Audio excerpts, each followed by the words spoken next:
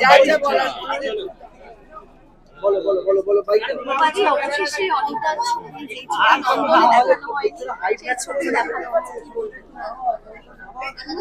আমার সন্ধ্যা এখানে মুখের সামনে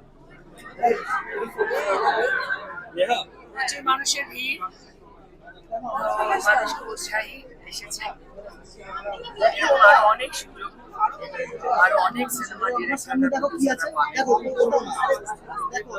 আস্তে আস্তে আস্তে অনেকেই সেদিন আনা হলো, কিন্তু এভাবে আমি আনতে চাইনি। আজকে কিছু সম্মান দেখানো গেল একজন পরিচালকের, তখনই প্রাণ আনন্দে শান্তিতে থাকে যখন তার নিউবর্ন বেবি তাকে সে মানুষের সামনে নিয়ে আসে। একজন পরিচালকের কাছে বেরিয়ে এসে না দর্শকরা বসে আছে তো ওটা সেরে নি প্লিজ তার ছবি বন্ধনে 4 বছর পর দেখানো হলো। একটু আগে বলছিলে স্টেজ থেকে যে যেভাবে অনিতাকে এখানে নিয়ে আসা হয়েছে সেটা কারোর কাছে কাম্য ছিল না, সেই জায়গা থেকে আজকে কি বলবেন? এই দিনটা আমরা সত্যি সত্যি দেখতে চাই, আমরা এমন ভাবে দেখতে চাই, আমরা দেখতে চেয়েছিলাম কি অনেক নিজে আসবে, নিজে সিনেমা প্রেজেন্ট করবে, এটাই উচিত ছিল, এটাই স্বাভাবিক ছিল। ভবিষ্যতে এরকম বিজ্ঞাত আরেকটা যেন না হয় সে বিষয়ে আমাদের ভীষণভাবে সতর্ক থাকা এবং আমাদের একমাত্র লক্ষ্য, এবং আর এরকম কোনোদিন হবে না। আমি অন্তত দায়িত্ব নিতে পারি, বলতে পারি আর কখনো এরকম হবে না।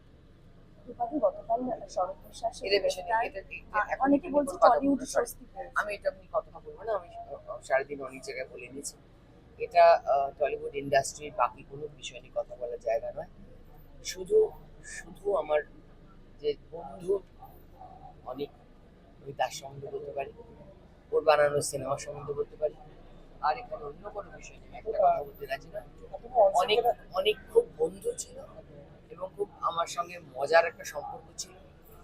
আমি রাস্তাতে ঢোকার পরে যখন তখন যাইছে তাই আমাকে বান্ধব নাম ফোন করে ফেলতো, রেগে যেত, কত কিছু বলতো, তোমরা এটা কেন বললে?